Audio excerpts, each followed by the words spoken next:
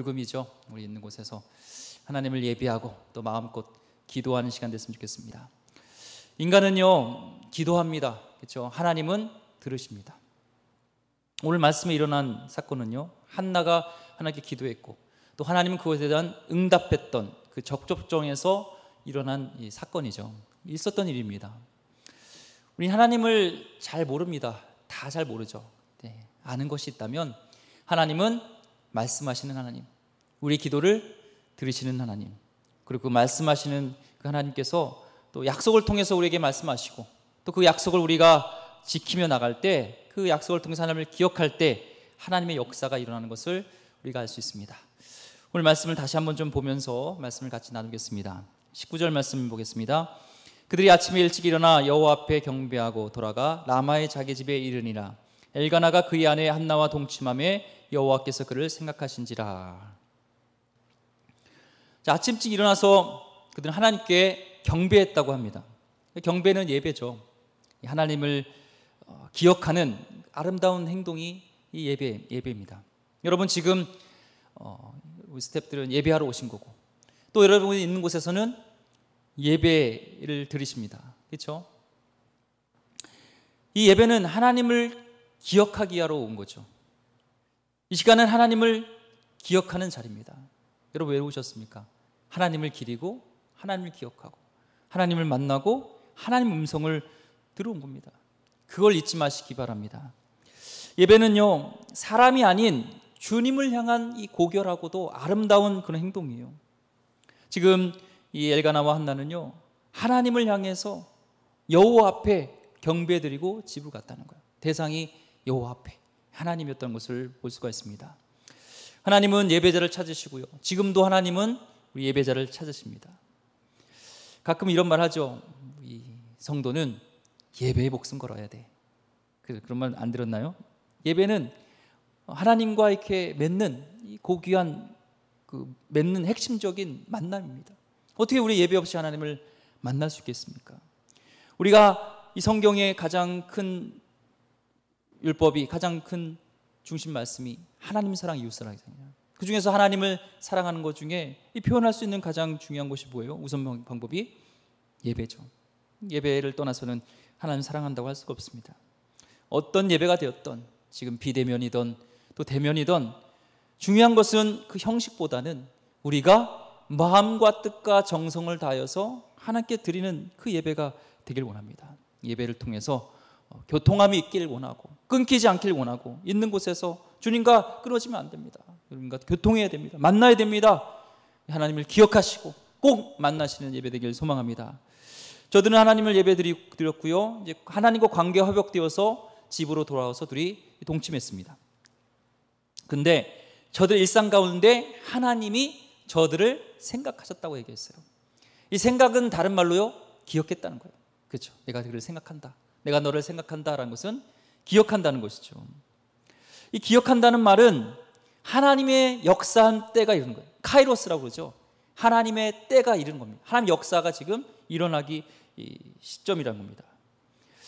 사람은 은혜를 쉽게 잊어요, 아니면 안 잊습니까?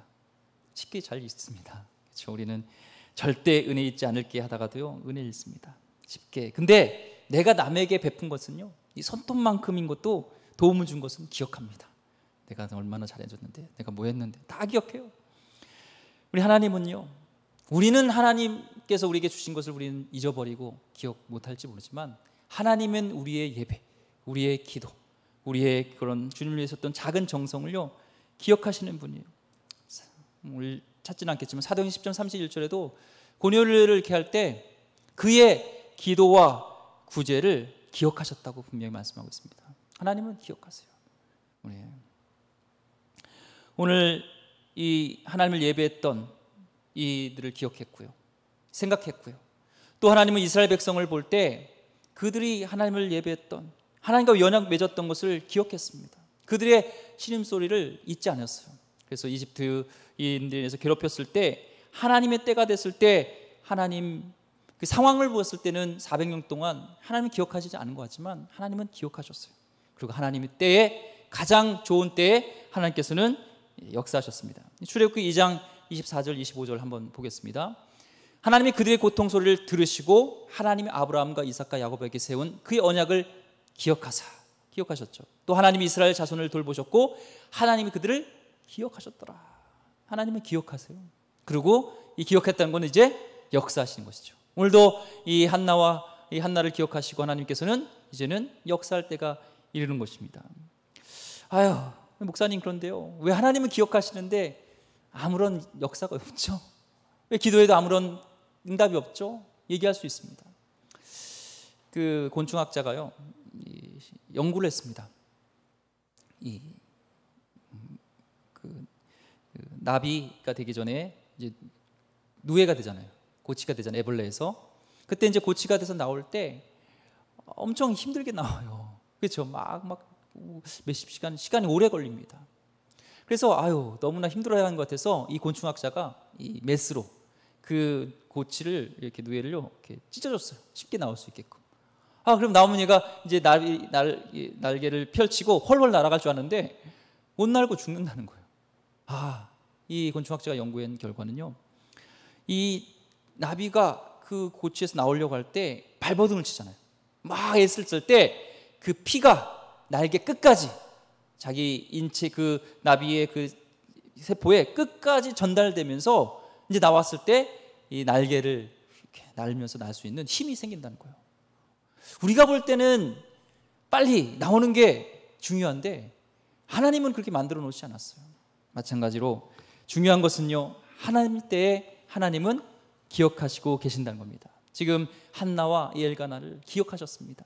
예배를 받으셨습니다. 오늘 우리의 예배를 주님께서는, 저는 여러분이 어디에서 뭘 예배했는지 모르지만 하나님은 기억하신 줄 믿습니다. 20절 말씀 보니까 한나가 임신하고 때가 이름에 아들을 낳아 사무엘이라 이름하였으니 이는 내가 여호와께 그를 구하였다 함이더라. 드디어 이제 때가 왔죠. 아들을 낳는데 이름이 뭐예요? 사무엘. 이 사무엘이 샘엘 이 합친 거예요. 샘이 이름이란 뜻이고 엘 하나님의 이름이란 뜻도 있지만 오늘 본문에 보면 뭐예요? 하나님이 구하였다, 기도했다, 응답됐다, 이런 뜻입니다. 우리 간절히 기도하지만 그것을 응답하시는 분은 하나님이고 하나님이 응답하셔야 이 사무엘이 탄생하는 거죠. 우리는 알고 있습니다. 이 사무엘을 낳기 위해서 한나가 얼마나 간절히 하나님께 소원 기도했는 것을 알고 있죠. 나신으로 하나님 내가 돌려보냈습니다, 하나님께 드리겠습니다, 소원했던 것을 압니다. 근데 우리가 소원 기도에 대해서 우리가 좀 착각하는 게 있어요. 소원 기도니까 뭔가 조건부, 하나님 이렇게 들어주시면 내가 뭐 이렇게 하겠습니다, 하나님 저에게 돈 주시면, 하나님 제 아들이 대학에 보내주시면 제가 선교지에 교회를 세우겠습니다, 이런 소원 기도하고 다른 거예요. 이 한나는 만약에 그런 조건부 소원 기도였으면 하나님 아들 주시면 내가 돈 드리겠습니다, 재물 드리겠습니다, 이게 아니잖아요. 근데 한나에게 주신 이 아들을 하나님께 바치는 겁니다. 이거는 뭐예요?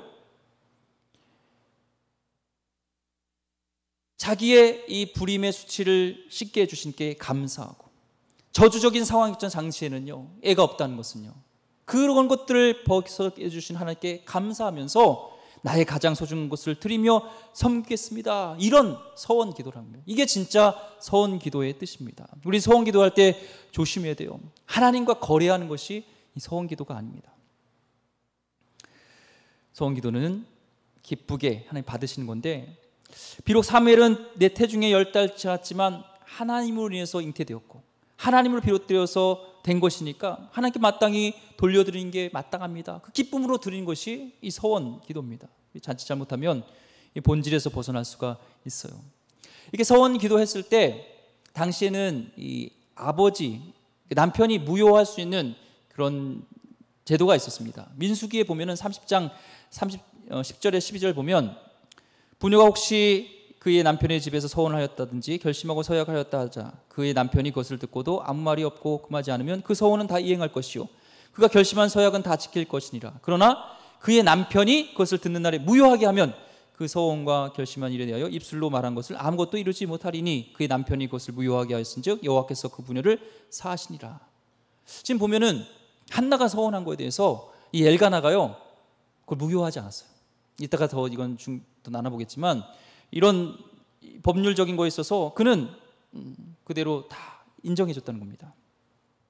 그래서 남편이 판단해보고 도저히 이거는 잘못된 서원이야 하면은 무효 기도를 드릴 수 있습니다. 그럼 무효화됐다는 거예요. 이 당시에도요 이런 무효화되는 것들이 많았어요. 서원하고 무효, 서원하고 취소.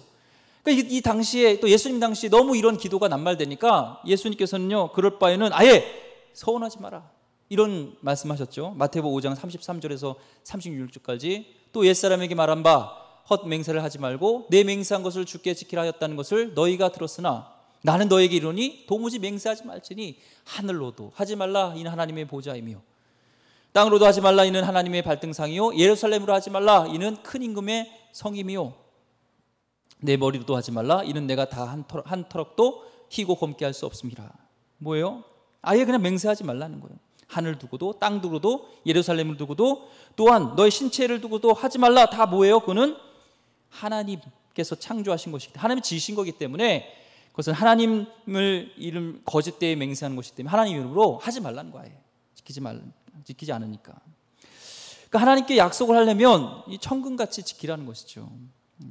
세상에서 중요한 것은요 약속입니다. 그리스도인들은 우리 약속을 어떻게 생각합니까? 쉽게 생각하죠. 맹세를 깨기 위해서 우린 약속을 지키지 않기 위해서 우린 약속한다. 그렇게 생각할 수 있습니다. 그런데요, 이런 약속이 중요하고요. 그렇다고 우리가 또 오해되는 것은 맹세하지 말라고 했다니까 하나님께는 뭐 서운하든지 뭐 맹세하면 안 된다. 그게 아니에요. 주님과 둘만의 비밀의 약속은 참 중요합니다. 그 기쁨이 얼마나 큰 기쁨인지 모릅니다. 하나님을 또 기쁘시게 하는 그런 또 기도가 된다는 거예요. 저도 돌아보면은 많은 그런 소원 기도가 있었지만 중고등부 시절에 이제 학생부 회장이었습니다. 그때 뭐 문학의 밤 이런 거 있었잖아요. 근데 막 제가 맡은 책임은 이제 회장인데 친구들이 많이 와야 되는데 예배당을 가득 차야 되는데 이게 믿음이 없어서 그런지 안 올 것 같아요. 하나님께 기도해서 하나님의 영광이 드러나게 되고 가득 찼으면 좋겠어요. 하나님 만약에 그렇게 되시면 제가 이렇게 오늘 행사 끝나고 땡 하나님 끝났어요 이게 아니라 계속 감사할게요. 그게 서원한 적이 있습니다. 그러고 나서 진짜로요 예배당이 가득 찼어요. 위층에도 가득 찼어요. 너무 감격해서 감사했습니다. 그러고 나서 다음날 어떻게 했을까요? 감사했죠. 근데 시간이 지나고 나니까 오늘 말씀 준비하면서 잊어버렸더라고요. 하나님께 감사하겠습니다 였던 것들. 이런 하나님과의 그런 이 조건부 이게 아니라 하나님을 위해서 우리가 더 헌신하겠습니다. 이런 약속들은 중요하다는 것을 말씀합니다. 자, 한나가 어떻게 약속을 지키는지 한번 보겠습니다. 21절부터 23절까지입니다. 그 사람 엘가나와 그의 온 집이 여호와께 매년제와 서원제를 드리러 올라갈 때 오직 한나는 올라가지 아니하고 그의 남편에게 이르되 아이를 젖대거든 내가 그를 데리고 가서 여호와 앞에 뵙게 하고 거기 영원히 있게 하리이다 하니 그의 남편 엘가나가 그에게 이르되 그대의 소견을 좋은 대로 하여 그를 젖대기까지 기다리라 오직 여호와께서 그의 말씀대로 이루시기를 원하노라 하니라. 이에 그 여자가 그의 아들을 양육하며 그가 젖대기까지 기다리다가 여기 보니까 엘가나 집안이요 매년 뭐예요? 매년제랑 또 서원제를 드렸다고 합니다. 이 매년제는 매년 드리는 거예요. 1년마다 제사를 드리는 거고 한 해를 마무리하는 이 제사죠. 그것을 언제인지는 불명하지만 이걸 드렸다는 거예요. 이 서원제는 또한 공개적으로 하나님께 약속한 것을 공언하는 거예요. 내가 하나님께 이렇게 약속했습니다, 서원했습니다 라는 것을 많은 사람에게 알게 하는 것, 그걸 확정을 보여주는 것이 이게 서원제입니다. 이것을 드렸던 것이 이 엘가나 가정이에요. 한나의 가정이에요. 참 신실한 가정인 걸 알 수가 있죠. 그런데 오늘 한나가 그 매년제 서원제 이게 중요한 것인데 하나님께 드리는 것인데 예배인데 드리러 가지 않고 집에 있다는 거예요. 왜요? 사무엘, 어린 사무엘 케어하기 위해서, 젖물리기 위해서요. 그러니까 또 엘가나는 뭐라고 하냐면 애를 절 때까지 전념하세요. 젖될 때까지 전념하세요. 우리만 올라갈게요. 지금 그렇게 얘기하는 거잖아요. 엘가나 말이 참 잘했습니다. 많이 이렇게 생각해 보세요. 아니 이 여자가 무슨 지금 애야. 들쳐있고 빨리 매년제 서원제 빨리 드리러 가. 예배 드려야지. 예배가 중요한데. 꼭 사람들은 이렇게 좀 판단하는 사람들이 있습니다. 애를 낳으면 나온 거지 예배를 빠지는 것보다 중요해. 그래서 애를 얻고요 40일 새벽 예배 하는데요 내가 하나 안 하나 봐라 하면서 그걸 애들을 들쳐있고 찬바닥에를 누우면서도 끝까지 기도한 사람이 있습니다. 어느 게 낫습니까? 애를 키우는 게 낫습니까? 예배 드리는 게 맞습니까? 우리는 비난할 수 없습니다. 왜냐면요, 하나님은 중심을 보시기 때문에 아이를 하나님의 뜻에 합당하게 키우기 위해서 나는 애가 자랄 동안 비대면 예배를 드리겠습니다. 나는 반드시 가족이 함께 가서 대면 예배로 하나님 중심으로 드리겠습니다. 중요한 것은 비대면이냐 안 비대면이냐 이게 중요한 게 아니라 더 중요한 것은요, 우리 중심이에요. 하나님을 경외하는가, 이게 중요한 것이죠. 나는 반드시 가족이 함께 가서 대면 예배겠다. 그것도 중심이 하나님이라면 이게 중요한 겁니다. 비난하지 마시기 바랍니다. 우리 결정을 존중해야 됩니다. 이 섣불리 얘기해서는 안 되고요. 이 두 부분은 이제 젖될 때까지 기다립니다. 오늘 24절부터 28절까지 보겠습니다. 젖을 뗀 후에 그를 데리고 올라갈새 수소 3마리와 밀가루 한 에바와 포도주 한 가죽 부대를 가지고 실로 여호와의 집에 나갔는데 아이가 어리더라.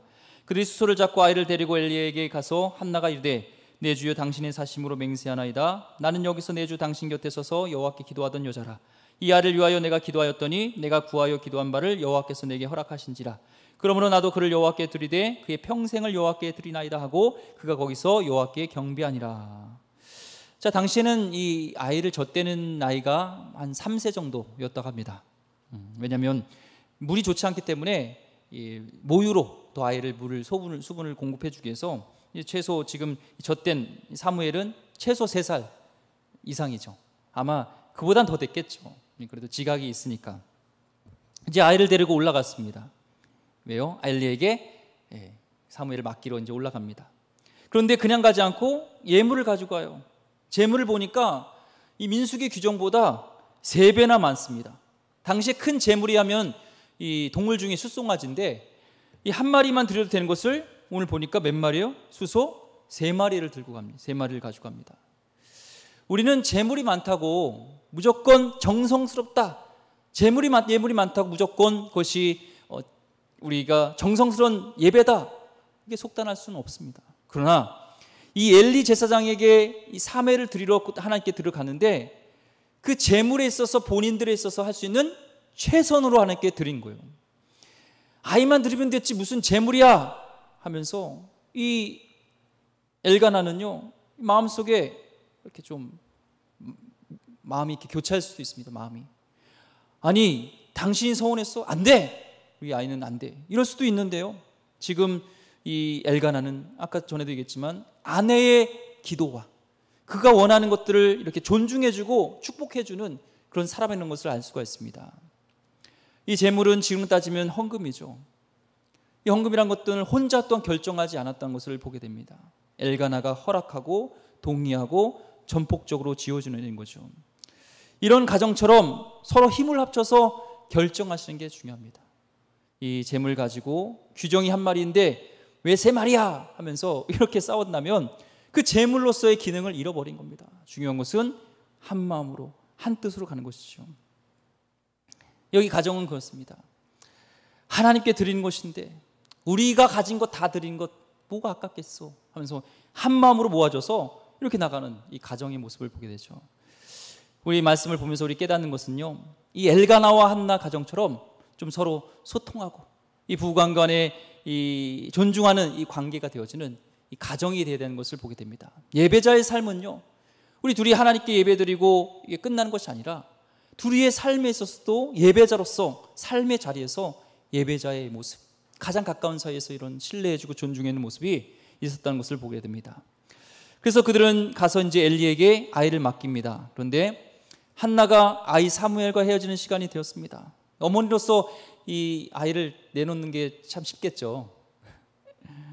그리고 엘리 제사장이 이렇게 말합니다. 한나는 저는 작년에 기도하던 여자인데요, 하나님이 저희 기도에 응답해 주셨습니다. 당신은 그 기도가 응답되길 원한다고 저에게 축복해 줬고 하나님의 그 축복으로 난 아이, 그런데 마땅히 하나님께 소원했던 것처럼 하나님 것이기 때문에 하나님께 돌려드린 게 맞습니다. 그리고 하나님께 드립니다. 알겠죠? 평소 이 한나는 아이를 잘 케어했겠죠. 나신으로 살아가도록 부정없도록 올라가지도 않고 소원제 드리지도 않고 아이를 잘 양육했습니다. 그리고 때가 됐을 때 그 평생을 여호와께 드립니다. 아이는요, 내 게 아닙니다. 하나님의 것입니다. 하나님께 맡길 때 또 하나님이 가장 잘 키웁니다. 아이는 하나님의 대사라는 말이 있잖아요. 그렇죠? 우리가 하나님의 자녀라고 한다면 뭐라고 그래요? 말씀으로 키워야죠. 너희 자녀를 주의 말씀으로 훈계하라 그랬잖아요. 자녀를 잘 키우는 게 주의 자녀라고 생각한다면요, 그에게 모든 것, 많은 걸 사주고 많은 혜택을 주고 이게 아닙니다. 주의 말씀으로 훈계하는 것이요, 주의 자녀로 키우는 방법이고, 자녀를 노엽게 하지 말라, 그것이 우리가 하나님의 자녀로서 생각하면서 그들을 돌보는 겁니다. 지금 한나는요, 이 자기 자식이라 생각하지 않고 얼마나 귀하겠어요. 근데 하나님께 맡기는 것을 보게 됩니다. 오늘 이제 사무엘상 2장 1절로 넘어가겠습니다. 한나가 기도하여 이르되 내 마음이 여호와로 말미암아 즐거워하며 내 뿔이 여호와로 말미암아 높아졌으며 내 입이 내 원수를 향하여 크게 열렸으니 이는 내가 주의 구원으로 말미암아 기뻐함이니라. 자, 이 사무엘을 구하고 아이를 얻고 낳고 이제 아이를 드리는 일련의 과정을 통해서 이 한나의 영적 통찰이 어떻게 됐는지, 누구보다 하나님을 아는 지식이 늘었다는 것을 보게 됩니다. 기도할 때 첫 마디가 뭐예요? 하나님이 어떤 분인지를 선포하고 있습니다. 내 마음이 여호와로 말미암아 즐거워합니다 라는 거예요. 비록 불인나로 시달렸죠. 아이가 없어서 저주받은 것처럼 막 뒷말에 들려서 시들렸었죠. 불임의 여인. 그런데 이 모든 것을 회복해 주시고 이 아이를 주었던 것, 이 기쁨보다도 진짜 기쁨은 하나님이 기쁘다는 거예요. 여호와로 말미암아 즐겁다는 겁니다. 내 기도를 들어주신 하나님, 이 아버지, 하나님을 더 기뻐하는 것을 모습을 보게 됩니다. 우리는 기도할 수 있는 하나님이 내 곁에 있다는 것, 이것으로 기뻐하는 것이 이 신앙의 단계가 더 나아가는 것이죠.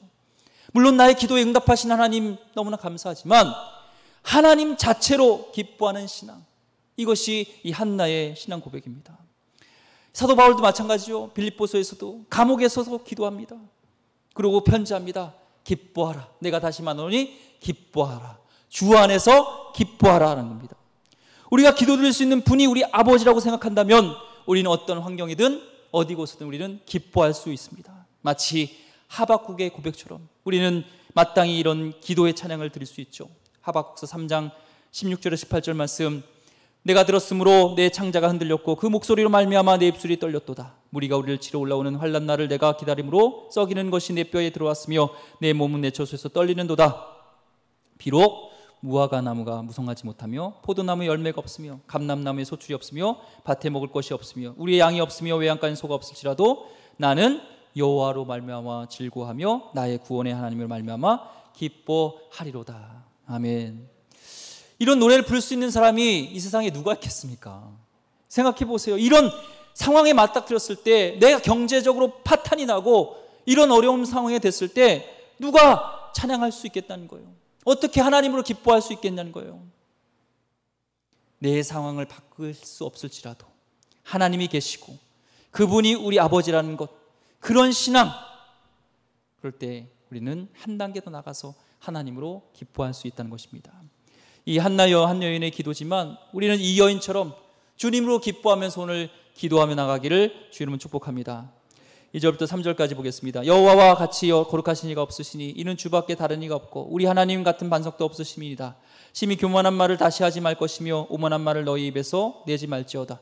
여호와는 지식의 하나님이시라 행동을 달아 보시느니라. 하나님과 같이 거룩한 분 없고 이 주 같은 분 없고 하나님과 같은 반석이 없다, 이런 고백을 할 수 있게 되는 것입니다. 하나님이 누군지 깨달았을 때 이 유일하신 오직 하나님, 그분을 알게 되면 교만한 말을 입 밖에 내지 못하고 오만한 행동을 못하게 되죠. 하나님 만나셨습니까? 물어볼 거 없습니다. 그가 겸손한가, 오만에서 벗어났는가 보면 우리 하나님을 만났는지 안 만났는지 그것을 알 수 있다는 것이죠. 우리는 하나님을 잘 모릅니다. 근데 하나님을 알아듣게 되면 우리가 겸손할 수밖에 없어요. 오늘 한나가 고백했던 것처럼 그분은 거룩하시고 주밖에 없으시고 반석과 같은 이런 분이시기 때문에 우리는 낮아지죠. 한 구약학자가 얘기했습니다. 화이트보드에 점 하나가 찍혀져 있다면 그것 정도가 우리가 하나님을 아는 정도밖에 안 된다는 거예요. 우리는 하나님을 안다 하지만요, 그거밖에 안 된다는 거예요. 우리의 경험으로 함부로 하나님을 재단하면 안 됩니다. 우리의 유한한 머리로 무한하신 하나님을 그렇게 재단하면 안 됩니다. 우리는 성경을 통해서 날마다 더 하나님을 알아가야 되는 것이죠. 그럴수록 이 한나처럼 우리는 겸손해질 수밖에 없습니다. 4절부터 5절 말씀 보겠습니다. 용사의 활을 꺾이고 넘어진 자는 힘을 띠를 띠도다. 풍족하던 자들은 양식을 위하여 품을 팔고 줄이던 자들은 다시 줄이지 아니하도다. 전에 임신하지 못하던 자는 7을 낳았고 많은 자를 둔 자는 쇠약하도다. 하나님은 역전의 하나님이라는 거예요, 한마디로요. 그렇죠? 풍족한 자를 양식에 품게 하시고 줄인 자는 다시 줄이지 않겠다는 것. 자신에게 7 자녀를 줬다는 것은 진짜로 7을 낳게 됐다는 것이 아니라 7은 완전하다는 거예요. 하나님께서는 우리를 완전하게 회복시켜 주시는 분, 완전하게 역전시키는 분이랍니다. 이걸 믿으셔야 돼요. 하나님을 만나면요, 우리 어떤 것들이요, 영적이든 심리적이든 회복될 줄 믿습니다. 상담받아야 될 것 같아요. 심리치료 받아야 될 거예요. 아니요, 하나님 만나주시면 오늘 임신하지 못하는 자를 7을 낳아서 이렇게 하셨던 것처럼 완전하게 회복시켜 주시는 것을 말씀하고 있습니다. 6절부터 8절까지 보겠습니다. 여호와는 죽이기도 하시고 살리기도 하시며 수월에 내리기도 하시고 거기에서 올리기도 하시는도다. 여호와는 가난하게도 하시고 부하게도 하시며 낮추기도 하시고 높이기도 하시는도다. 가난한 자를 진토에서 일으키시며 빈궁한 자를 거름더미에서 올리사 귀족들과 함께 앉게 하시며 영광의 자를 차지하게 하시는도다. 땅의 기둥들은 여호와의 것이라 여호와께서 세계를 그들 것들 위에 세우셨도다. 자, 하나님은 어떤 분이세요? 모든 것을 주관하시는 분. 하나님은 살리시기도 하고 죽이시도 하나님. 그래서 우리는 부활의 신앙으로 죽이시지만 살리시는 하나님을 전적으로 신뢰하지 않습니까? 가난한 자를 귀족으로 왕들을 걸음더미에 떨어뜨릴 수 있게 하는 것, 이게 하나님에게 달려있다. 이 하나님의 이 한나의 창가 아니겠습니까? 하나님께서는 우리를 역전시킬 수 있는 분, 우리의 상황을 바꿔줄 수 있는 분이라는 것을 지금 고백하고 있습니다. 9절부터 10절까지 보겠습니다. 그가 그의 거룩한 자들의 발을 지키실 것이요 악인들을 흑암 중에서 잠잠하게 하시리니 힘으로 이길 사람이 없음이로다. 여호와를 대적하는 자는 산산이 깨어질 것이라. 하늘에서 우레로 그들을 씻으리로다. 여호와께서 땅끝까지 심판을 내리시고 자기 왕에게 힘을 주시며 자기의 기름 부음 받은 자의 뿔을 높이시로다 하니라. 자, 한나의 창가는요, 마지막 메시아 예언으로 마감합니다. 예. 기도가 개인교회에서 시작했는데요, 한 나라와 민족을 놓고 나아가서 나중에는 더 나아가 온 세상을 놓고 기도하는 것을 보게 됩니다. 우리는 한나처럼 우리의 기도, 나한테의 기대가 사라질 때, 한나는 기대가 사라졌잖아요. 기도는 다음 단계로 나가게 되고요, 이 상황을 바꿔달라는 집착을 벗어날 때 우리는 기도는 다음 단계로 넘어가게 됩니다. 그래서 궁극적으로 이 세상도 없고 오직 구속한 주만 있을 때 기도는 하나님과 함께 기도하게 될 줄 믿습니다. 오늘 하나님께 감사함으로, 하나님의 기뻐함으로 하나님께 나가시길 소망합니다. 이 사무엘을 돌려드리는 자리가요, 슬퍼야 되는데 오히려 이 한나는 잔치와 같은 것을 보게 됩니다. 아들을 이렇게 드리는 것이 슬퍼야 되는데 오히려 기뻐함으로 하나님이 없던 분가를 이렇게 높여주는 이 한나의 신앙이 한 단계 엎드려진 것을 보게 됩니다. 우리 평생의 기도가 오늘 한나처럼 우리도 한번 이렇게 하나님께 하나를 높이고 하나님이 원하는 기도를 들려 올리기를 소망합니다. 마지막 11절 읽고 말씀을 정리하겠습니다. 엘가나는 라마의 자기 집으로 돌아가고 그 아이는 제사장 엘리 앞에서 여호와를 섬기니라.